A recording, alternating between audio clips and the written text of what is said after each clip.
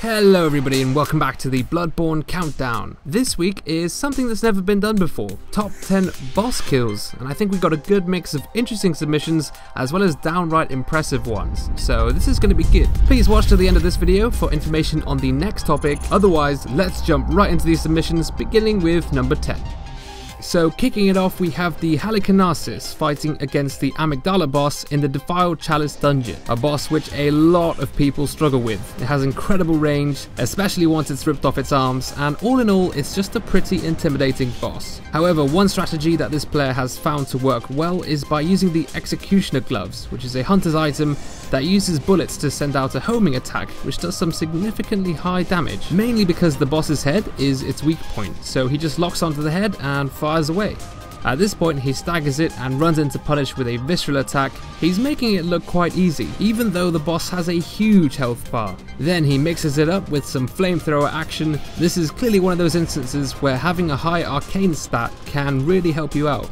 He's dodging all the lasers, ground pound attacks, while still managing to keep the damage coming with his homing missiles, and eventually successfully defeats this tough boss with a final chain of arcane spells. That was a good fight, made even more impressive by the fact that in this dungeon, your health is automatically cut in half, which usually results in a lot of painful one-shots.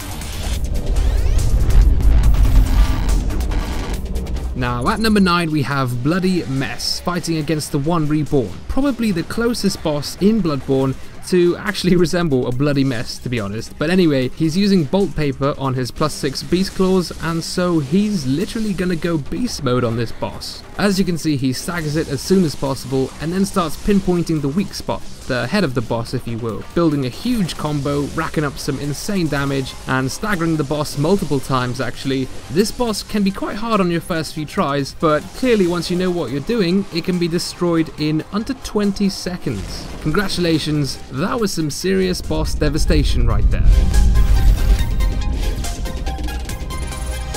These next two players are taking on Rom the Spider. Again, another boss that a lot of people find incredibly challenging because timing is very important in this fight. However, these two have discovered an interesting strategy. They both use Arcane, combining the Flame Sprayer item so they can lock the spider in a constant stun lock essentially, which has the very helpful effect of preventing it from teleporting away, and so the fight ends in the first stage, which as I'm sure you know is a lot easier than the alternative. Congratulations! Let's take a look at number 7.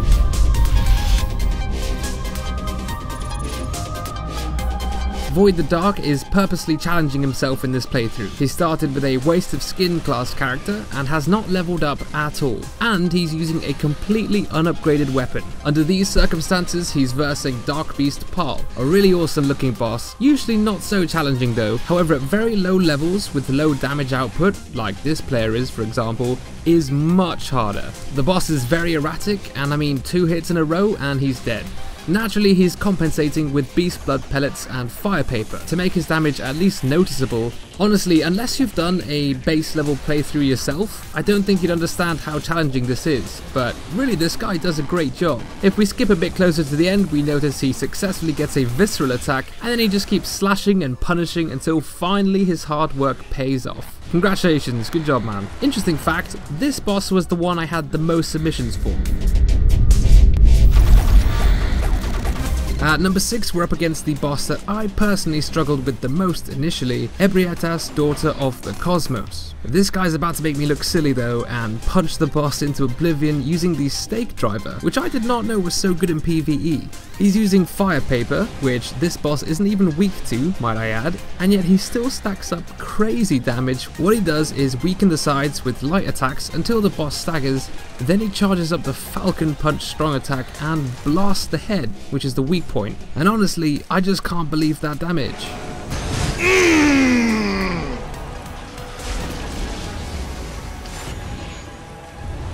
That felt good.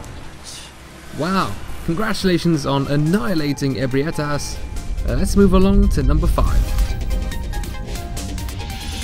Luna is going to show us an awesome little trick with the Celestial Emissary boss. A lot of people consider this to be kind of a joke boss, but I honestly really like it. I think it's quite cute, but that might just be me.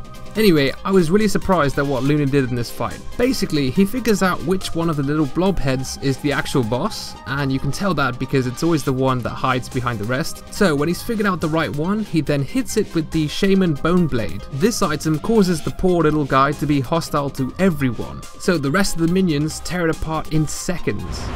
Rip. Shaman Bone Blade's OP. That was crazy. The boss didn't even really have time to transform into the next stage. I never actually realized just how useful that item could be. Following on from number 5, we have Marlboro Hunter in the Shadows of Yharnam boss fight. And yep, you guessed it, he's going to be using the same strategy with the Shaman Bone Blade. Bear in mind, the effect of the blade doesn't work on all enemies, but it does work here with the shadows. Overall, I felt this submission was a little bit more impressive than the previous one because he's actually a level 4 waste of skin build in this fight, as shown right here.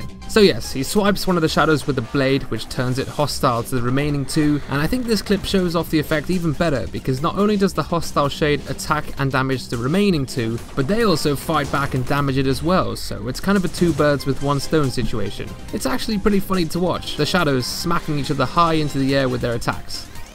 He reapplies the effect here because I believe it only lasts for roughly 20 seconds or so, and then all he really has to do is just lend a helping hand to encourage the shadows to kill each other. So eventually there's 1 remaining, and that of course is the easy part. He just keeps stun locking it until it dies, and that is that. Congratulations, I definitely learned something today. Now let's move on to number 3. Camis is taking challenge to the far extreme here by fighting the hardest possible descendant in the Cursed Depth 5 dungeon on layer 4. Oh, and did I mention he's doing it completely naked with no weapons at all except for his pistol. He actually told me in his message that his hands were shaking during the whole fight, and yeah, I can believe that. Now clearly pretty much his only method of attacking is through visceral attacks, but the boss's health bar is immense, so he'll need complete focus for the whole fight to time all his shots perfectly, because if you think about it, he's going to need a lot of visceral attacks. Now we're going to have to skip closer to the end because the fight of course takes quite a long time, where he ends up getting clipped by the boss's throwing attack, which almost ends him right there, and in fact this final part of the fight is really clutch. He comes so close to death multiple times, especially here when his interrupt shot fails. But luckily, with a pretty small amount of health left, eventually he comes back to finish off the fight like a true champion. That was very impressive, and in fact throughout that whole fight he actually ended up getting 18 visceral attacks. It's a good thing he could keep his hand just steady enough for all of them. At number 2, Anderson is taking on the Abhorrent Beast in a Depth 5 Defiled Chalice dungeon, and this is one hell of a boss. It's incredibly aggressive and relentless and can easily combo you to death, so in fact a lot of people use really cheap tactics and cheese this boss with poison knives and things like that, but not this guy. His goal is to defeat the boss head on with melee only, so only his Blades of Mercy, without taking a single point of damage. Just let that sink in. That is insane, because this boss is so erratic and vicious that it's almost impossible to not get at least clipped a couple of times, but somehow this guy's gonna do it. Again, I'm gonna have to skip through most of it because it's quite long, but as with all of these, you can go to the original channels to watch the full version. But now here he manages to stagger the boss near the end and take a visceral attack punish, which actually is the only one he performs throughout the whole fight, and that pretty much signals the end. A few seconds later and he completes the challenge he set himself. I really don't know how long that took you to do.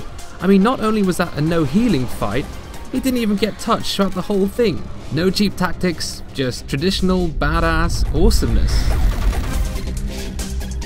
Now, the number 1 spot should be skillful and impressive, but also unique in some way, and I think Gino Smile does a really good job of that. He's challenging the final boss of the game, Gurman the First Hunter. Well, I say that, the final boss depending on what ending you choose, but anyway, you will already have noticed that he's doing something very unusual. Basically, he's attempting to defeat this boss first-person shooter style, using only his gun to attack while being permanently zoomed in with his binoculars. That's pretty damn unique, and honestly, this fight is just very impressive. He actually never gets hit by the boss's melee attacks since he actually interrupts most of them, and in addition he also has base level stats for everything, including his vitality and stamina. In fact, the only stat he leveled up was Blood Tinge, so that his gun does some decent damage. On top of all that, he isn't allowed to perform any visceral attacks, as I'm sure you've noticed. Even though he actually ends up interrupting most of the boss's attacks with his great timing, he's never allowed to take the punish. And then the icing on the cake is that this fight isn't actually even in a regular new game, it's in New Game Plus.